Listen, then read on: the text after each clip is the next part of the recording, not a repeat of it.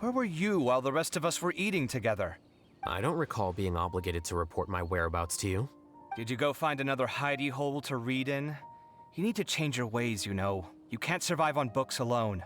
Surviving on meals paid for by you would be harder still. You? Whatever. It doesn't take a genius to guess what you've been up to. You were investigating Sachin, weren't you? It was obvious from your notes. However, I don't believe his research alone would have been enough to pique your interest.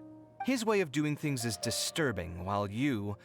Well, to be fair, your philosophy disgusts me too, but you and Sachin are nothing alike. I don't imagine your views intersect at all. Egoism and nihilism are not the same thing. My personal interests aside, Sachin's legacy is not entirely meaningless. He conducted experiments on a great scale and left his findings behind. Also, thanks for the compliment, but I'm actually just passing through. I didn't come here for the conversation. Well, not this one at least. What do you mean?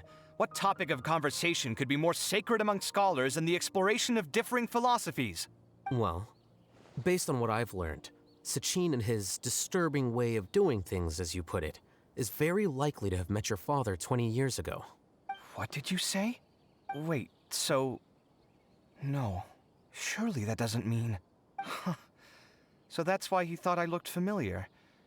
My father must have gone into the desert due to his influence. I'm afraid so. Good thing I shattered that diadem. From now on, nothing like that will ever have to happen again. The boundaries of knowledge are ever expanding. Someone else will inevitably pick up the same line of research one day, and Vahumana regards it as a reasonable research direction. Oh, not this again. Even if you're right and people are bound to fall into the same intellectual traps, things won't necessarily go the same way again next time.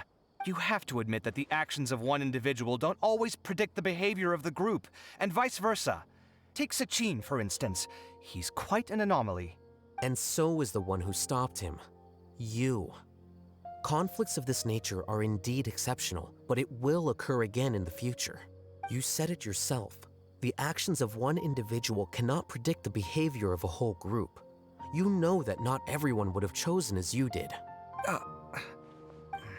Even so, I stand by my views. You can forget about trying to convince me. That's fine. We've been arguing over this for years, and I don't hold any hope of you understanding. The issue we're debating has long since moved on from who's right and who's wrong. Thanks for letting me know all this.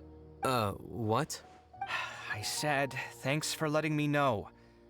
Hey, stop acting like you didn't hear me. You're doing this on purpose, aren't you? They say that earnest thanks should be given thrice, so one more time, please.